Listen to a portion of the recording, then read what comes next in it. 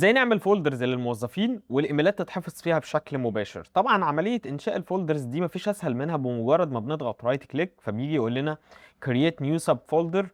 وطبعا لان احنا واقفين على فولدر اوريدي موجود، ولكن لو جينا وقفنا على اليوزر نفسه او الاكونت نفسه فوقتها ممكن نختار create new folder، وده هيبقى فولدر منفصل مش جوه اي فولدر موجود بالفعل. فنيجي مثلا نسميه سبام، اي حاجه هنسميه اي حاجه. فبقى معانا بالشكل ده. ممكن كمان رايت كليك ونديله كلر معين، فنديله مثلا اللون ده. طبعا احنا اخترنا لون موجود بيه كل الايميلات. خلينا نختار مثلا اللون الاصفر، فبقى معايا باللون الاصفر، فبحيث بمجرد ما بقف عليه يبقى معايا باللون الاصفر. لو ضغطت مثلا رايت كليك مره اخرى فممكن اختار create new sub folder، فيبقى فولدر جوه فولدر. فهختار مثلا junk، فبقى عندي فولدر جوه الفولدر. وممكن هو كمان اديله لون خاص بيه، بحيث كده يديني زي ترميز ليه بشكل مباشر. لما اجي اقف عليه ابقى عارف ان انا واقف في المكان الصحيح. وطبعا زي ما كنا اتكلمنا، اي سهم موجود عندنا فده معناه ان في expand او collapse ممكن يحصل في الامور دي. طيب خلينا نيجي هنا مثلا ونعمل create folder. فهنيجي في الاكونت نفسه create new folder ونسميه مايكروسوفت سوفت. طبعا مايكروسوفت اللوجو بتاعها فيه كل الالوان يعتبر. فاحنا هنختار مثلا اللون الدارك بلو ده، لان احنا شغالين على مايكروسوفت اوتلوك وده الالوان الخاصه بيه، فاحتراما ليه يعني. طيب لو انا عايز الايميلات الخاصه بمايكروسوفت تتوجه ل الفولدر الخاص بيها، فبكل بساطه رايت كليك على اي ايميل عندي جاي لي من اليوزر ده، وممكن اضغط على رولز فيجي يقول لي مانج رولز. عايز تعدل قواعد كانت اوريدي موجوده؟ لا، انا عايز اكريت رول جديده. فبيجي يقول لي create rule always move messages from Microsoft Learn to this folder. انت عايز تنقل كل الايميلات او المسجز اللي جايه لك من مايكروسوفت ليرن تو ذس فولدر، اي فولدر. فاظهر لي مايكروسوفت وتك واركايف وانبوكس وديليتد ايتمز. ليه الخمسه دول بالاخص؟ لان دول ترتيب الخمس فولدرز اللي اوريدي موجودين عندي في الاكونت ده. طيب لو ضغطت على create new folder فممكن اكريت فولدر جديد عندي حتى لو هو مش موجود هنا، او ممكن اختار move to a different folder فهيجيب لي كل الفولدرز الموجودة جوه الاكونت ده. فدي طريقة سريعة كمان بنقدر نبعت بيها الايميلات. فانا مثلا هختار مايكروسوفت وهقول له move more options.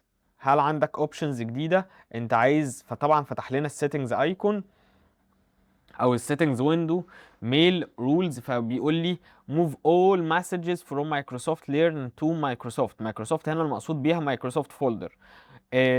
additional condition لو انت عايز او add a condition لو انت عايز تضيف شرط، فالشرط بتاعي from كذا وبنكتب اسم اليوزر بتاعي. ممكن نختار اكتر من يوزر، لان انا مثلا ممكن يكون عندي مايكروسوفت تيمز، مايكروسوفت ليرن، مايكروسوفت اوفيس وهكذا. فانا لو عايز اضيف اكتر من كونديشن اقدر اضيفه هنا. طيب ده الشخص اللي راسل الايميل بتاعك، ايه الاكشن اللي انت عايزه؟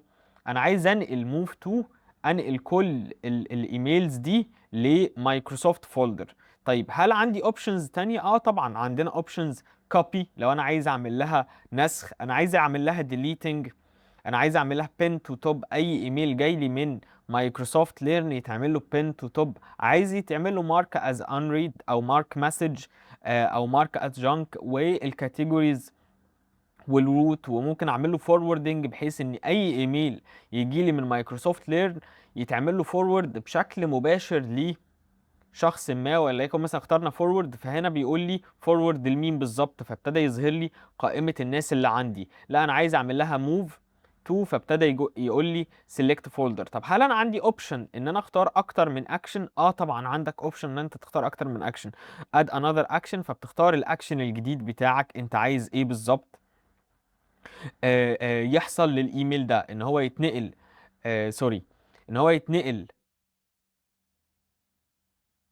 للاكونت او للفولدر ده. وعايزه مثلا يتعمل له كاتيجورايز بايه؟ انا عايزه يبقى بلو كاتيجورايز او جرين كاتيجوري او اورنج كاتيجوري وهكذا. دي الكاتيجوريز اللي احنا بنقدر نصنف بيها الايميلات بتاعتنا. وممكن نضغط على اد ان اكسبشن، ده لو انا عايز اعمل استثناء معين للايميل بتاعي. مثلا انا عايز الايميل ده اكسبشن ان هو انا ما كنش في التو، او ايميل ريسيفد فور كذا، او السبجكت يبقى فيه نص معين، او البادي يبقى فيه نص معين، وهكذا. دي اوبشنز بنقدر نعملها. حتى كمان الايميل نفسه الشروط بتاعتنا، انا الشرط بتاعي عايزه يبقى جاي لي من مايكروسوفت ليرن، وكمان ممكن اختار ان السبجكت يبقى فيه الكلمة الفلانية، اختار سبجكت معين. وممكن اضيف كونديشن تاني واختار ان يبقى البادي فيه كلمة معينة او نص معين، او ان هو يبقى ال الاهمية بتاعته، درجة الامبورتنس بتاعته هاي ولا نورمال ولا لو، وهكذا. فانت تقدر تصنف وتحط القواعد اللي انت عايزها في الايميل اللي انت حطيته. انا هلغي الرولز دي كلها وهرجع للاساسيات، وهضغط رول ران ناو، او ران رول ناو سوري، سيف. خلاص لحظات بس بيحمل معايا وهينفذ لي القواعد اللي انا حطيتها. فبكده اي ايميل هيجي لي من مايكروسوفت ليرن مش هيدخل لي في الانبوكس، هو هيتوجه بشكل مباشر للفولدر اللي انا حددته. طيب لو انا عايز اعمل ديليت للفولدر ده، بكل بساطة رايت كليك عليه وبضغط على ديليت فولدر.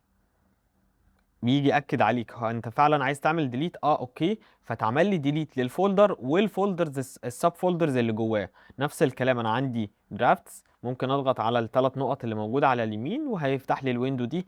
كرييت سب فولدر، عايز تعدل الاسم، تغير الكولر، تنقله من فولدر لفولدر، ده اوبشن موجود عندنا كمان. او ريموف فروم فيفوريتس، ان هو موجود عندي في الفيفوريتس فكده شلته من الفيفوريتس.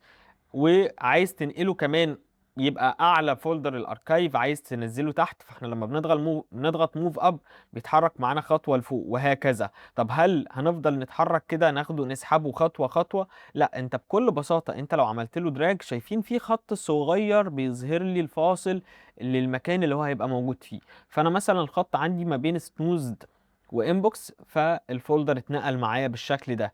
ودي بنستخدمها في حاله ان احنا بنرتب الايميلز بتاعتنا. احنا عندنا سبام دلوقتي طبعا، علشان السبام ده فولدر، فلما دخلنا في التيم في ديليتد ايتمز لقينا فولدر السبام جوه الفولدر الديليتد ايتمز. وطبعا السبام احنا كنا عاملين جواه الجانك، فبقى موجود عندنا كده. طب لو جينا عملنا ديليت كمان فروم ديليتد ايتمز، اوكي خلاص كده اتزال معايا تماما. فالديليتد ايتمز اتزال من تحتها او من جنبها السهم اللي كان بيظهر لنا كسب فولدر جوه الديليتد.